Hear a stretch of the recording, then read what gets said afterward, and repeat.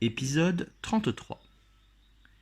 Le matin où Thésée partit en direction de Marathon, de nombreux Athéniens l'accompagnèrent aux portes de la ville. Il faisait chaud, malgré l'heure matinale, et l'atmosphère était lourde. Les visages de ceux qui l'escortaient étaient graves. Thésée fut ému par cette preuve d'affection. Des jeunes gens l'entouraient, formant comme une garde rapprochée. Mais des personnes plus âgées suivaient aussi le cortège, hommes ou femmes, mécontents que leur roi en renvoie ce jeune héros combattre le taureau sanguinaire. On murmurait contre la magicienne et ses sortilèges. On pestait contre ce roi sous influence. On s'inquiétait pour l'avenir d'Athènes. Thésée percevait tout cela sans réagir. Les paroles de Conidas lui revinrent en mémoire. Si les rois savaient écouter leur peuple, si les rois savaient traiter leurs sujets d'égal à égal, alors ils seraient de grands rois. Le jeune homme se promit que, s'il parvenait à succéder à son père sur le trône, il gouvernerait pour son peuple. Jamais il n'oublierait ce moment où il marchait au milieu des Athéniens, entouré et protégé par eux. Lorsqu'il arriva aux portes de la ville, la foule s'arrêta. Une vieille femme s'approcha, posa ses mains sur le front de Thésée, comme pour conjurer le mauvais sort, et lui dit simplement « Reviens-nous vivant, nous avons besoin de toi ici. » Un homme à la barbe fournie se détacha lui aussi du groupe. « Je prends la même direction que toi. Acceptes-tu que nous fassions le début de la route ensemble ?» Thésée acquiesça. Il quitta Athènes avec un pincement au cœur. Son compagnon de voyage était d'un naturel bavard et joyeux.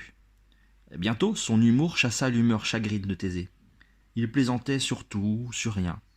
Le moindre caillou de forme biscornue, le plus petit brin d'herbe était prétexte à des récits irrésistiblement drôles.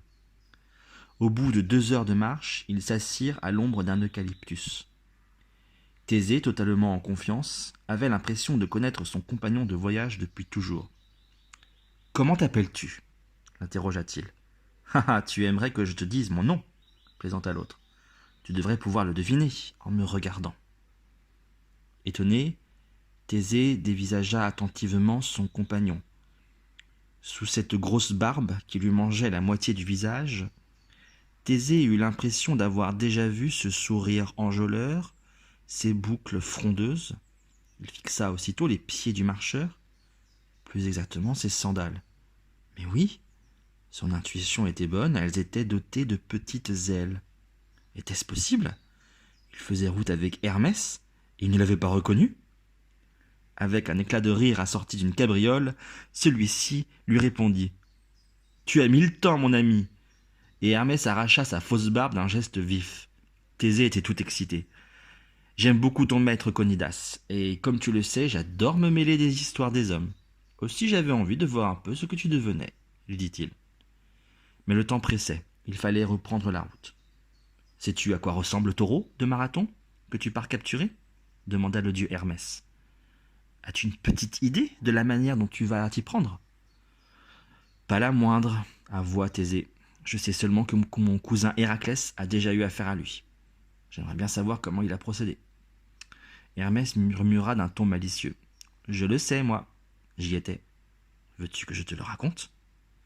Le dieu messager, qui était aussi le roi des bavards, commença aussitôt son récit. Parlons d'abord du taureau lui-même. Figure-toi que ce taureau magnifique est né de la mer. Il a surgi un jour, comme ça, de l'océan, et il s'est installé sur l'île de Crète. Il devait être offert à mon oncle Poséidon, le dieu de la mer, ce qui était normal vu la manière dont il était né.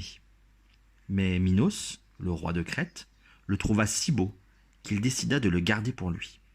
Il offrit à Poséidon un autre taureau beaucoup plus ordinaire. Du coup, Poséidon se vexa. Hermès s'interrompit pour éclater de rire. « As-tu déjà entendu parler du mauvais caractère de mon oncle Poséidon ?» Thésée répondit que tout homme connaissait et redoutait les colères du dieu de la mer. « Oui, mais cette fois, » poursuivit Hermès en baissant la voix, « il ne déchaîna pas de tempête. Il fit 2 choses terribles. La première, c'est qu'il rendit la femme de Minos, la reine Pasiphaë, amoureuse du beau taureau. Thésée était suspendu aux lèvres de son compagnon de route. « Et alors » questionna-t-il. « Alors » poursuivit Hermès d'un ton mystérieux, « alors la reine, une nuit, partit rejoindre le taureau. De leur union monstrueuse naquit un être tout aussi monstrueux, mi-homme, mi-taureau. On appelle ce monstre le Minotaure. Mais tu auras bien le temps d'en entendre parler plus tard. » À ces mots, Thésée resta silencieux un long moment, puis il demanda : « Quelle est la deuxième chose terrible que fit Poséidon ?» La deuxième, c'est qu'il transforma le beau taureau blanc en une bête redoutable, crachant le feu, devenant folle furieuse chaque fois qu'un humain l'approche. Thésée frissonna. C'était donc cette bête-là qu'il était chargé de capturer vivante et de ramener à son père.